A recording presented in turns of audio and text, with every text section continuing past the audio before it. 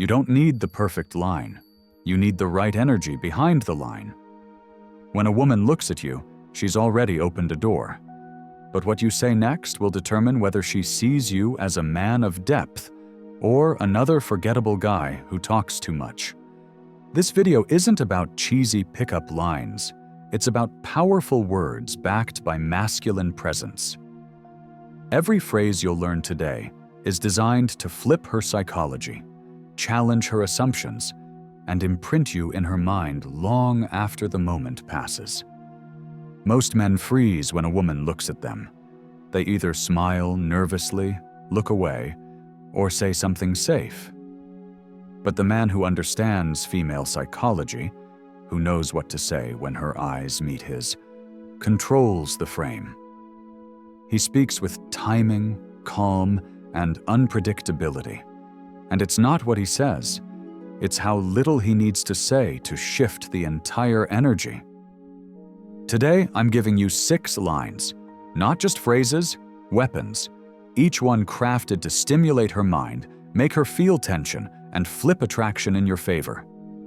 These aren't gimmicks. These are verbal pressure points. Delivered right, they change everything. Number 1, don't fall in love yet. False rejection that builds tension. When a woman looks at you, she's giving you a window. It's not always about what she sees. It's about what she feels when she looks at you. And what you do next will either deepen that moment or kill it instantly. Most men ruin it.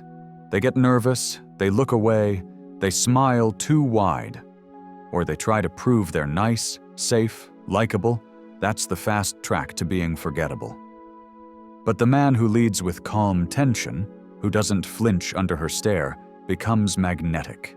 Because that man understands the most attractive energy on earth: controlled detachment. Don't fall in love yet. This line seems simple, but when used correctly, it bypasses logic and goes straight to her emotions. It works on a deep psychological level because it does several things at once. It asserts dominance without force. You're not asking for attention, you're not begging for approval, you're setting the tone, softly, clearly. You are in control of the frame. It flips her perception of control. She thought she was in charge, staring at you, maybe waiting for your move. But this line puts her on emotional notice. You've flipped the attention back, but with class. It introduces a boundary she didn't expect. Most men are eager, available, reactive. You just placed a gentle wall between you and her, and that wall becomes a challenge she suddenly wants to cross. This line is powerful because it's a false rejection. You're not rejecting her. You're rejecting the possibility of things moving too fast. That creates one thing women crave in attraction: uncertainty. She starts thinking, why would he say that? Does he think I fall for guys too easily? Is he teasing me or does he mean it? What makes him so sure I'd fall? And in those questions, the emotional hooks are already in. This line works best when said early. For example, after she gives a compliment, "You have nice eyes." You smile, pause, and say, "Don't fall in love yet." After she asks you a personal question, "Do you always dress like this?" Look at her calmly and say, "Don't fall in love yet, it's dangerous." Even in passing, when walking away, don't fall in love yet. We just met. It's not about the words, it's about the tone, grounded, smooth, unshaken. You don't rush, you don't explain, you own the silence that follows. Because that silence is what makes her feel something. Here's how to deliver it properly. Keep your voice calm, slightly deeper than usual. Maintain direct but soft eye contact. Pause after saying it. No follow-up joke. Let it float. If she laughs, nod once. Don't laugh with her. If she challenges you, stay still. She's trying to break your frame. You hold it. This phrase triggers what's called Preemptive framing. You're subtly communicating. I know how this usually goes. Women fall for me. I'm giving you a fair warning. It's both cocky and disarming. And the result? You become different from every other man she's met. Because you didn't seek approval, you set a pace. You didn't respond with eagerness. You responded with edge. And edge is unforgettable. Now let's talk about psychological conditioning. When you say, "Don't fall in love yet," you're planting a suggestion. She wasn't even thinking about love. But now it's in her subconscious. Her brain hears, "Love plus you." And even though she may laugh or brush it off, her mind has made the connection. This is called anchoring. Every time she sees you, hears your voice, or thinks about the conversation, that phrase echoes. And because it was said early, playfully, and confidently, it becomes a core memory. Over time, she begins to associate you with emotional leadership. You didn't try to impress her. You led her emotionally. You played with tension, and you didn't flinch. That is rare. And rare is attractive. Let's break it down even more with practical steps. How to use "don't fall in love yet" properly. Use it early, within the first few minutes of strong interaction or eye contact. Say it once, repeating it weakens its power. Say nothing afterward. Don't explain, justify, or joke. Hold stillness. After the line lands, let the silence work for you. Stay calm if she flinches. Some women will test your calmness. Expect it. Smile subtly. This phrase is about framing yourself as the prize, not in a loud, arrogant way, but with presence and awareness. You don't need her approval. You don't need the moment to go perfectly. You're simply offering her a mirror, and in that mirror, she sees a man who doesn't chase because he doesn't have to. Number 2. That look, what does it mean? Brings power to her stare. Women don't just speak with words, they speak with silence, with presence, with looks. And when she's looking at you, really looking, something's being said.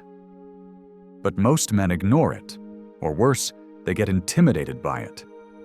They either look away, smile nervously, or pretend not to notice. All signs of emotional hesitation. That hesitation tells her you can't hold pressure, that you're not used to attention from women. And if she senses you're unfamiliar with female desire, her own attraction begins to drop, even if she was interested.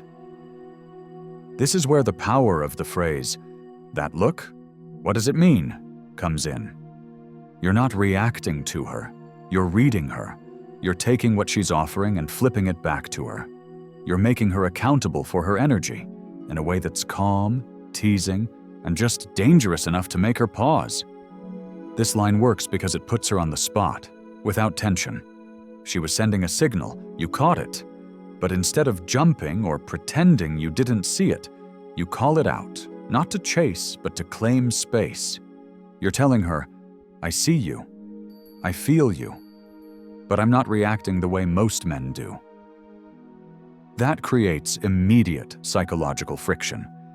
And again, friction creates attraction. Let's break down what this line does. It shows emotional awareness. You picked up her signal. That shows sharp perception, one of the top traits women associate with leadership. It flips the frame. Instead of wondering what you should say or do, now she has to explain herself. She has to justify her own attraction, or at least acknowledge it. It maintains mystery. You're not saying, "Do you like me?" You're not asking, "Are you checking me out?" You're staying above it, simply observing it. And in that observation, in that calm verbal curiosity, the entire dynamic shifts. Now she's intrigued. Because most men react to her, you reflect her. Let's give examples of how to use this. She looks over from across the room. You catch her eye. A few moments pass. You approach calmly, lean slightly, and say, "That look, what does it mean?" You're mid-conversation. She locks eyes a little too long. You lower your voice and say, "That look, what does it mean?" She compliments you, but it's her tone and her stare that carry weight. You smile gently and say, "That look, what are you really thinking?" Notice, in all cases, the energy is relaxed. You're not challenging. You're not accusing. You're inviting. You're offering a mirror and asking her to look into it. Let's go deeper. The phrase works because it speaks to female introspection. Women are always feeling something, but often haven't processed it fully. When you name the vibe she's projecting, and do so with calm curiosity, you help her access that emotion. Now that emotion is connected to you. That's anchoring. That's imprinting. That's emotional leadership. Here's how to master this phrase. Say it slowly.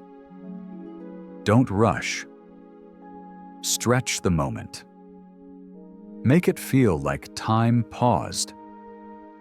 Use tone variation. Slightly lower your voice on the word look, then soften on what does it mean.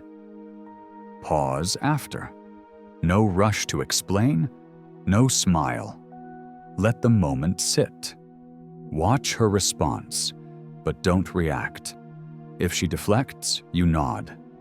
If she leans in, you maintain pace. You never lose the lead. This line is powerful because it requires her to emotionally engage. She can't just flirt passively anymore.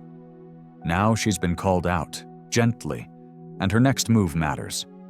Some women will respond with playful confusion. What do you mean? You say nothing. You raise an eyebrow. You let her fill the space. Others might say, "I wasn't looking at you like that." You smile slightly, hold eye contact, then say, "Interesting, nothing more." Remember, your power isn't in having a perfect comeback. Your power is in making her question her own response. Let her sit in that tension. Don't resolve it. The unresolved moment is where attraction lives. Here's something deeper. This phrase also sets a precedent. It says, "I'm not the guy who gets lucky when a woman looks at me. I'm the guy who notices, receives, and decides what happens next." That is pure frame control. It tells her you're not reactive, you're sovereign. You don't chase chemistry, you direct it. And women feel this difference instantly. They feel it in your pace. They feel it in your stillness. They feel it in how you ask questions, not to get something, but to reveal something. That look, what does it mean? This phrase works because it speaks truth with subtlety. It invites without pressure. It teases without being crude. And it puts you in the rare position of a man who notices, but doesn't flinch. Master this line, and you'll stop being the guy who needs validation and start being the guy who becomes unforgettable from a single sentence. Number 3, are you always this easy to read? Frame control plus teasing. Attraction isn't about impressing women. It's about leading the emotional frame. And few phrases shift the frame faster and more powerfully than this one. Are you always this easy to read? It sounds innocent, even curious. But beneath that calm question is a deep implication. You're not reacting to her behavior. You're studying it. You're not distracted by her looks. You're noticing her patterns. This phrase signals something most men lack. Emotional discernment. She's not used to it. Because most men are busy trying to win her, trying to impress, flatter, perform. But you're doing none of that. You're watching her, listening between the words, sensing her shifts. And when you say this, slowly, with a calm voice and slight curiosity, you trigger something in her brain that rewires the conversation. She's no longer assessing you. Now she's wondering what you see in her. This is called status reversal. She thought she was in control. Now she's under subtle observation, and that changes everything. Let's unpack why this line works so powerfully. 1. It creates emotional tension. You've placed her in a position where she has to respond, but she's unsure how. Is this a compliment, a challenge, a flirt, a tease? And that uncertainty is intoxicating because it draws her into the moment. 2. It frames you as emotionally calibrated. You're not just reacting to her beauty or body. You're seeing through her. You're saying, I see patterns, I read energy, and you're kind of obvious. That's dominance, without arrogance. 3. It forces her to check herself. In an instant, she starts asking herself, am I being obvious? What did I just do that gave me away? Is he reading me or just playing with me? Now you've placed her in a state of emotional curiosity, which is the seed of fascination. Let's give real-world delivery examples. You're talking casually. She touches her hair, leans in a little, maybe smiles after a joke. You lean back slightly, smirk a bit, and say, are you always this easy to read? She's trying to hide a smile or act unaffected by something you said. You hold eye contact and say, you know, you're not as unreadable as you think. She's giving you strong energy, maybe flirting a little too obviously, and you gently reply, are you always this easy to figure out? Each version flips the power dynamic. Now she's performing under your gaze. You're the one setting the pace, observing, creating space. And she is responding to that space by trying to reclaim control, often through flirtation, deeper questions, or even subtle submission. Now, let's talk delivery. This phrase works best when you follow a few rules. Don't smile too much. A soft smirk is enough. Speak slower than usual. Let the words land. Lower your tone. Deepen your voice slightly on the word read. Pause after the line. Let silence do the work. Women are hypersensitive to emotional signals. When you say something like this and hold your composure, she doesn't just hear your words. She feels your frame. She senses that you're comfortable in tension, that you're unbothered by uncertainty, that you don't need the moment to go somewhere, because your presence is already enough. And that presence is rare. Now, let's talk about reaction control. What happens if she challenges you? What makes you think you can read me? You don't flinch. You raise an eyebrow, maybe tilt your head and say, it's more fun when you're unaware you're doing it. Oh, really? You think I'm obvious? Smile slightly and reply, only sometimes. You have tells. The goal isn't to win the banter. The goal is to create layers in the interaction, emotional layers that she wants to unpack.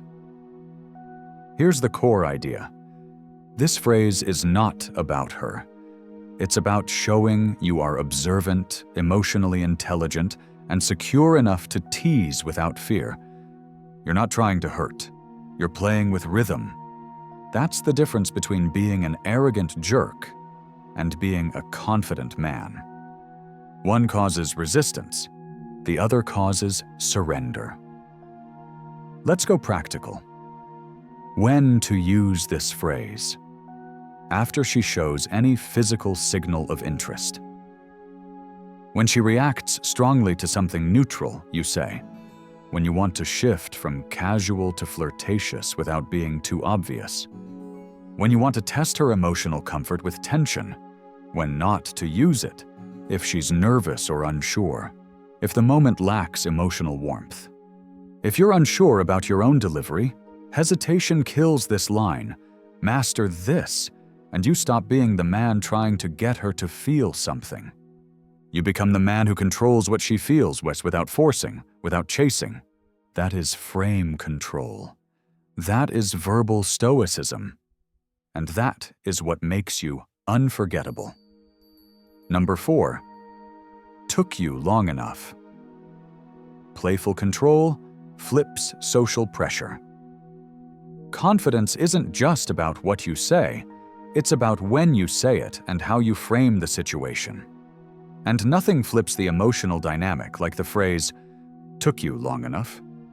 It's short, bold, director. And when used at the right moment, it doesn't just communicate confidence, it reframes the entire interaction. Instead of being the guy grateful she noticed you, you become the man who expected it. Instead of being the guy who approaches her with anxiety, you become the man who makes her feel like she's catching up to your rhythm. This line reverses social pressure, effortlessly. Let's break it down. She makes eye contact. She walks toward you. She finally starts a conversation. You don't thank her, compliment her, or give her a warm welcome. You just look at her calmly and say, "Took you long enough." What's really happening here? 1. You take the emotional lead. You are not reacting to her move. You're naming it. You're defining it as expected, not special. This instantly shifts her emotional posture. Now she's playing into your frame. She's late to your party. 2. You remove approval-seeking energy. Most guys try to win a woman's favor as soon as the interaction starts. They smile too big, compliment too soon, and give away their value immediately. This line does the opposite. It shows you're not impressed just because she looked your way. You're playful, but you're still centered. You're not surprised she came over. If anything, you're wondering what took her so long. 3. You signal pre-selection and confidence. This line subtly implies that other women pay attention to you, and you're used to being noticed. You're not surprised by attraction. You expect it, but you don't chase it. That's magnetic. Let's talk real-world applications. She walks over to talk to you, maybe at a bar, a party, or a social event. You were aware of her looking earlier, but you didn't act. When she finally makes the move, you lean slightly, give her a calm glance, and say, "Took you long enough." And then say nothing else.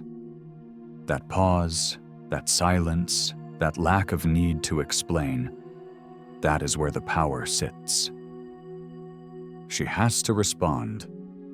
Most women will either laugh, because they didn't expect you to flip the frame that confidently. Ask, "Took me long enough for what?" Challenge you, "Oh, you were waiting on me." Each of these responses is a doorway into further tension, teasing, and dominance, all from a place of calm, grounded energy. Let's look at why this works from a psychological perspective. Women are used to men chasing, trying, impressing. So when they do the slightest thing, like looking at you or initiating, they expect to be met with gratitude or attention. But when you respond with playful detachment, it short-circuits her expectations.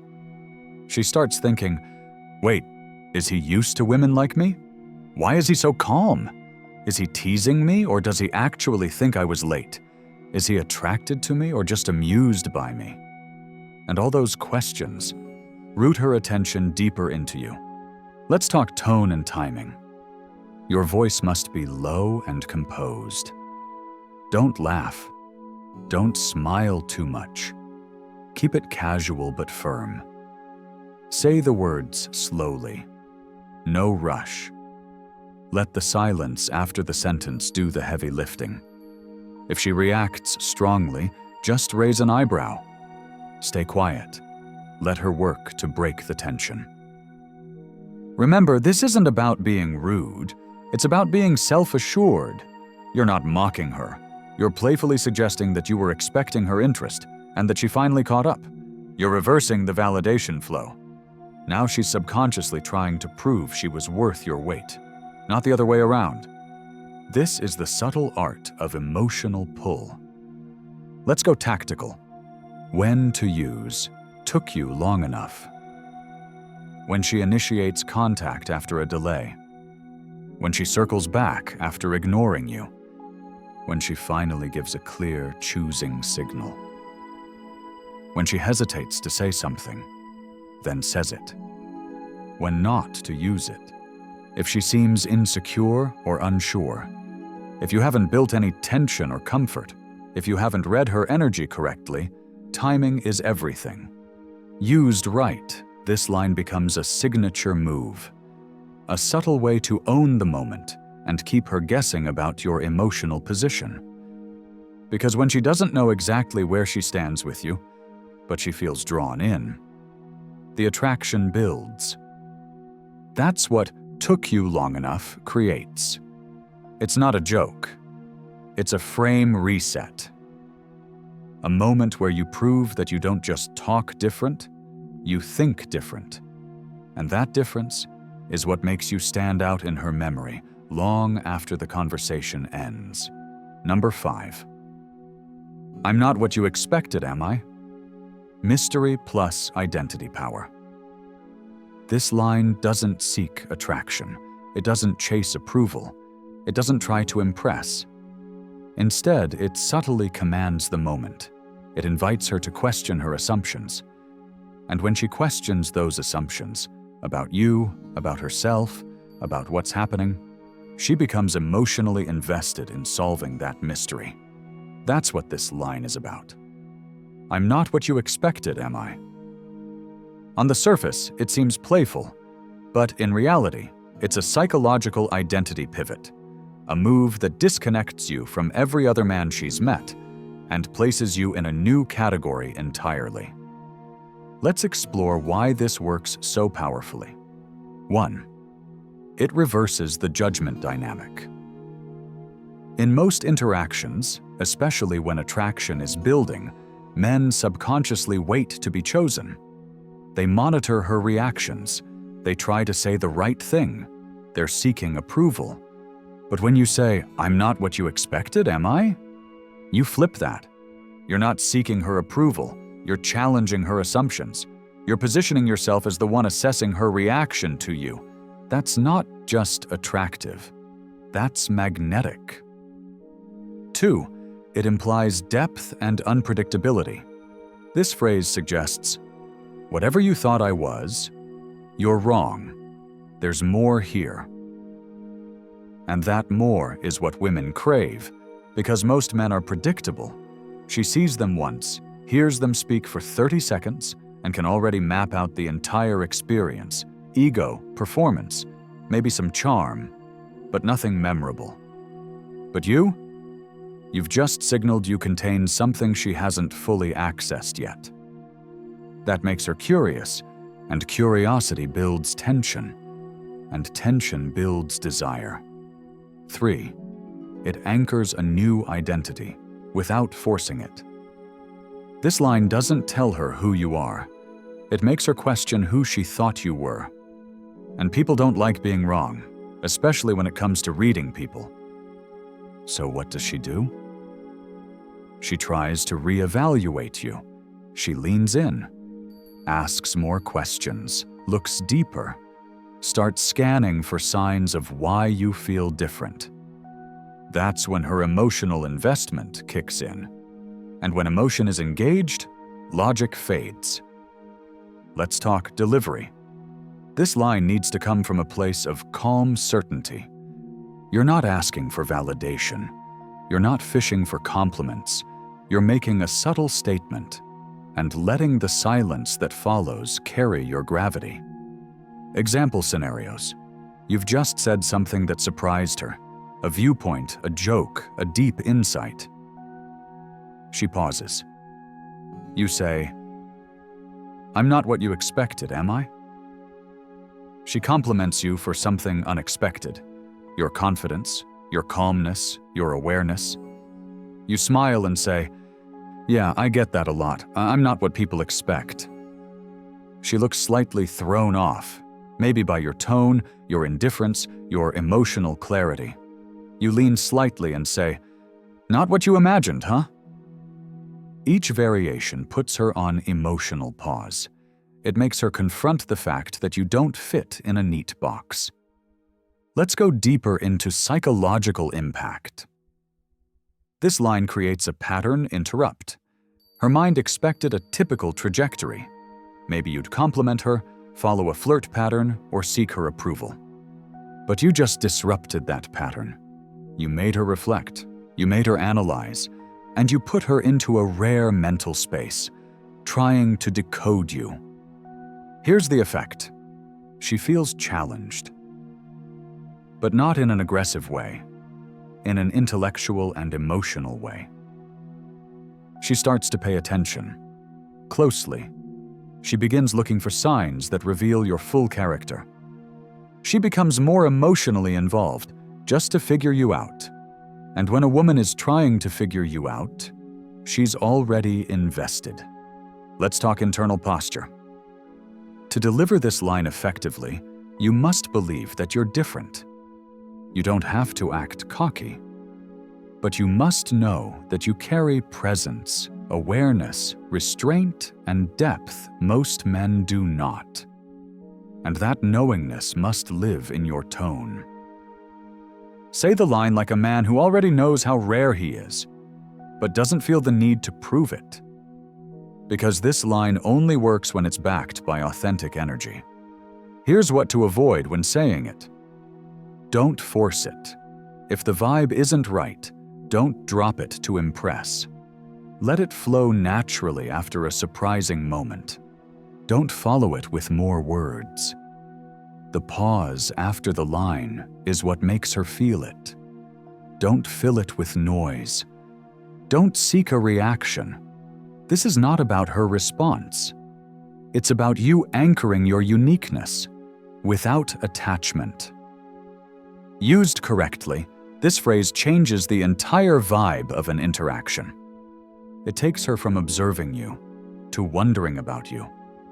And once a woman is wondering, she's leaning emotionally, mentally, physically.